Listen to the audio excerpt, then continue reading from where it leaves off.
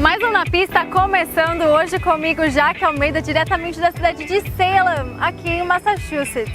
Para você que gosta de viajar, eu estou turistando aqui nessa cidade conhecida como a Cidade das Bruxas. Além disso, eu estou em frente ao Salem Witch Museum, que eu vou mostrar para você em primeira mão um pouquinho da história das bruxas aqui de Salem. Então, gente, fica comigo, o Na Pista está só começando.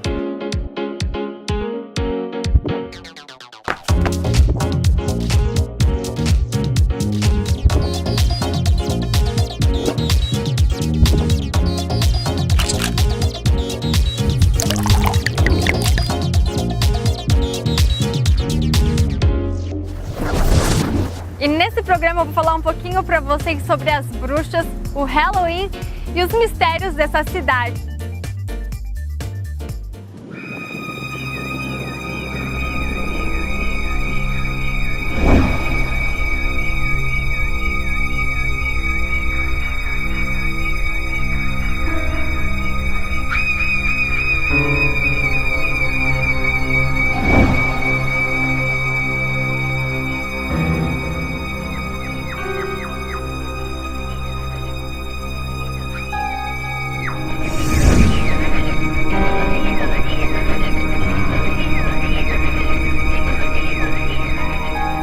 Se você é como eu que gosta de viajar, a cidade de Salem fica a cerca de 30 minutos do centro de Boston. É um passeio muito legal para você e toda a família.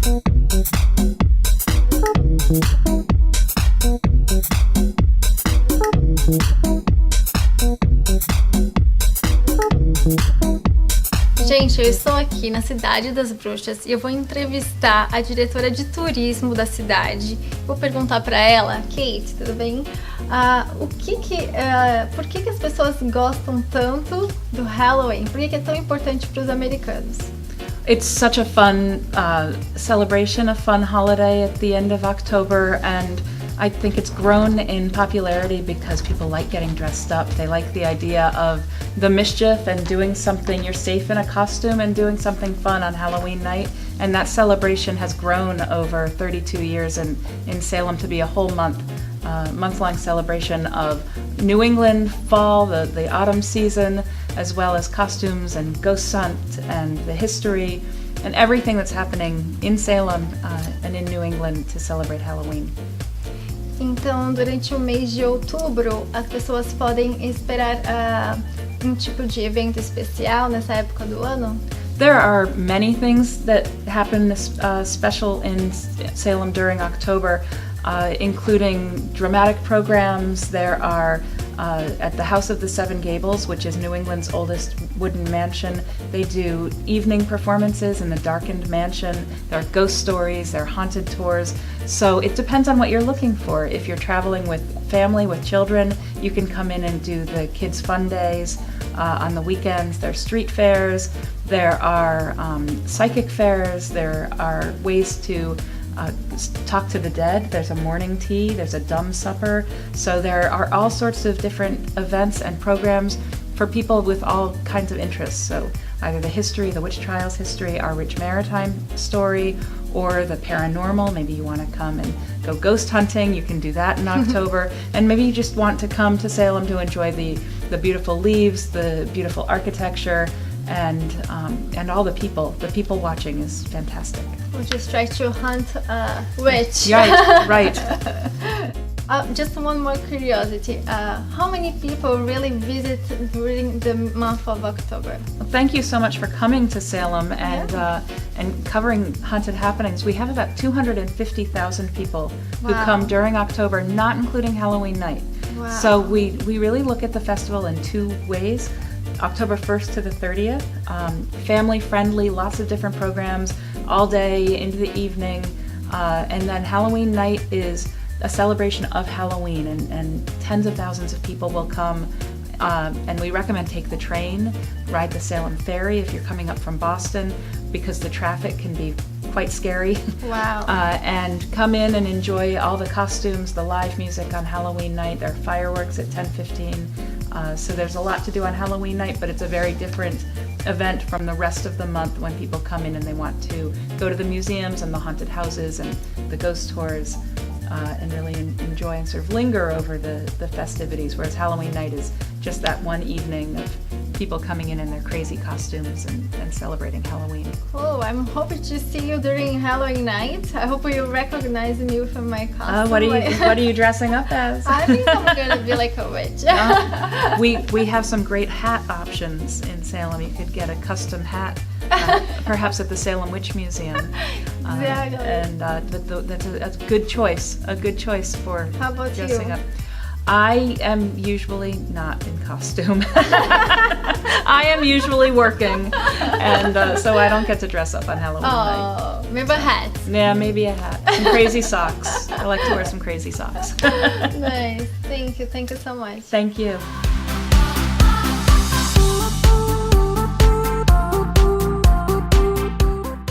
Viajar é a mistura de objetivos, metas, expectativas e planejamento. Contemplar as nuvens, o mar, o sol, conhecer novas pessoas, novas culturas, descobrir novos mundos dentro de um mesmo mundo. Fazer negócios, relaxar, se divertir, matar a saudade. É a oportunidade de viver, reviver e registrar grandes momentos. Facilite a sua vida e viva uma nova e inesquecível experiência. Brascom, onde tudo fica mais fácil. Na vida é preciso compreender o que é essencial e o que é fundamental para o nosso bem-estar. O estado de felicidade é o equilíbrio do que podemos guardar em nossas cabeças e em nossos bolsos. Satisfazer a emoção é essencial e satisfazer a necessidade é fundamental. Nossa única e verdadeira felicidade é a alegria de fazer o bem a você. Mesauro, carros de qualidade com preços que cabem no seu bolso.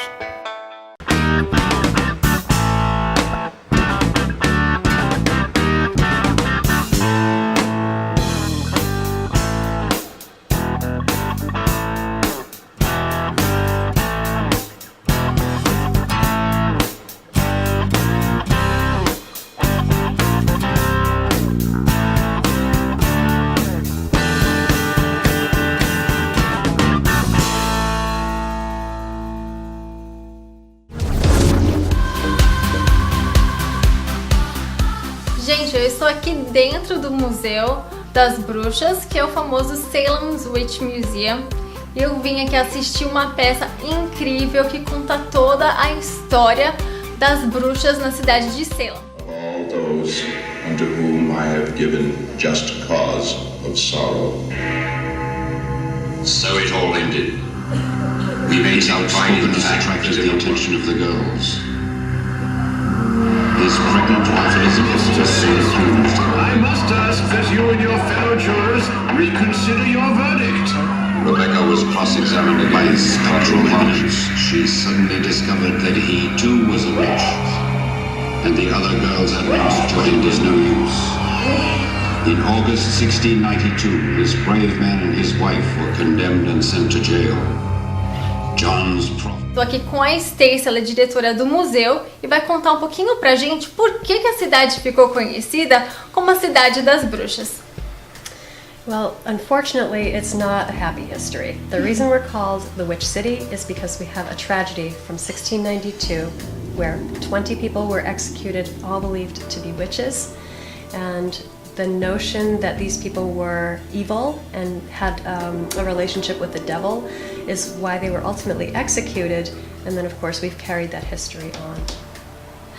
And what does it make a person witch?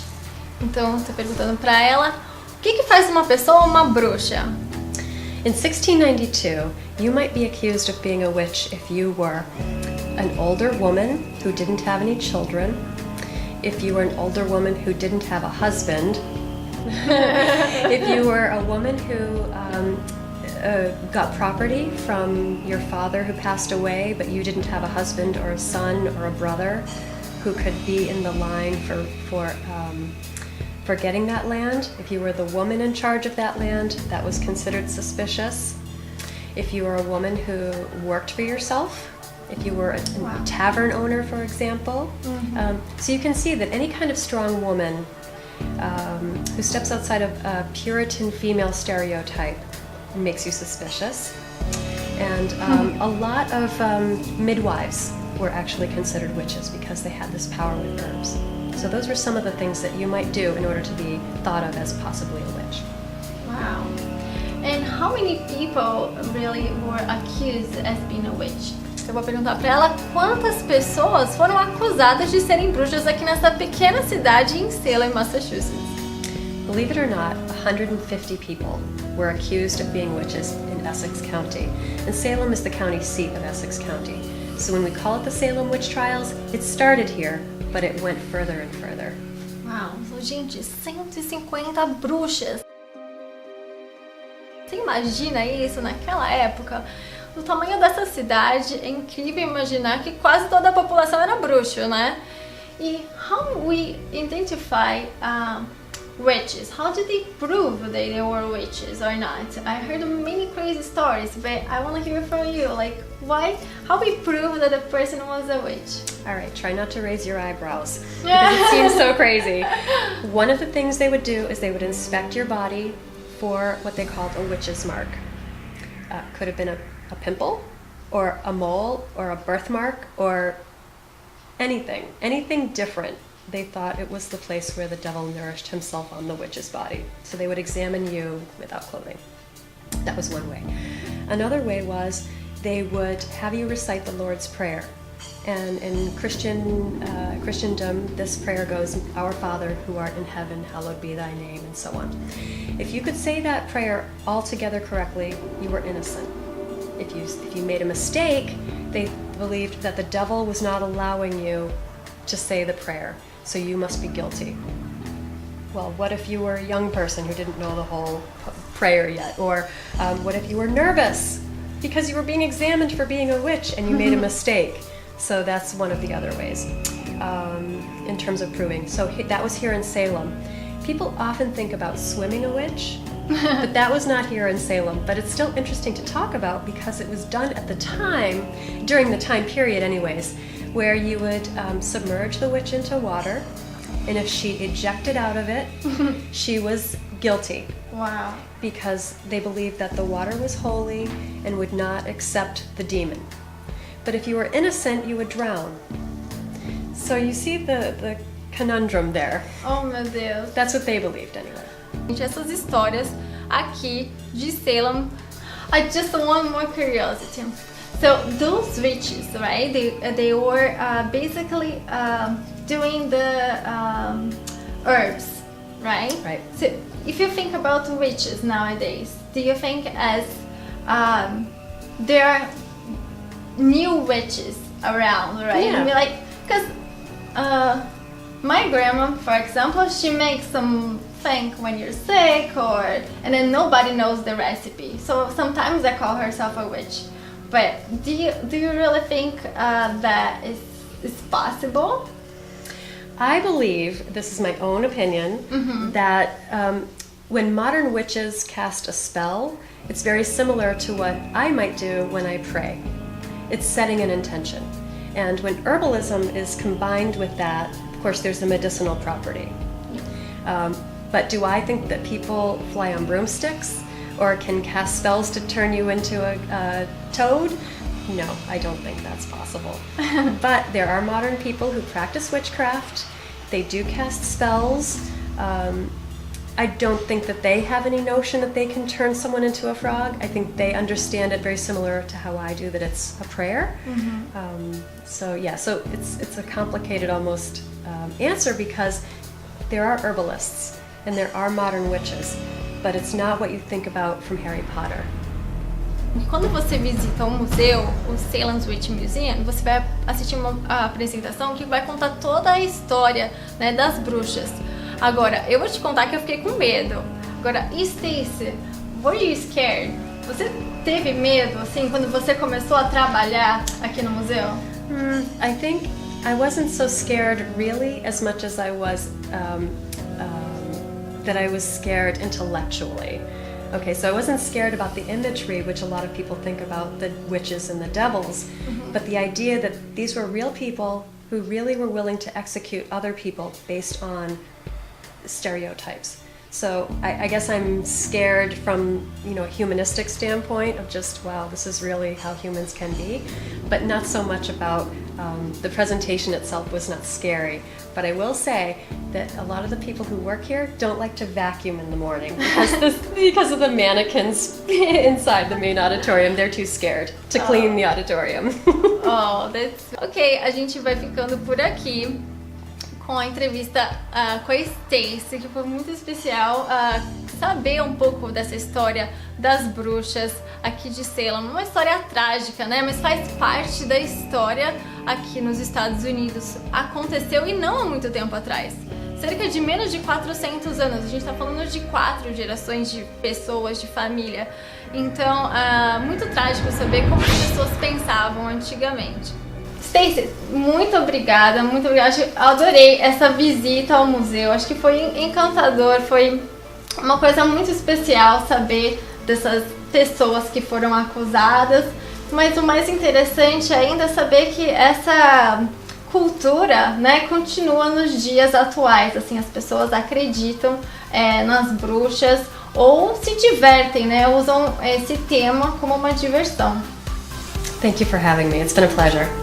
Thank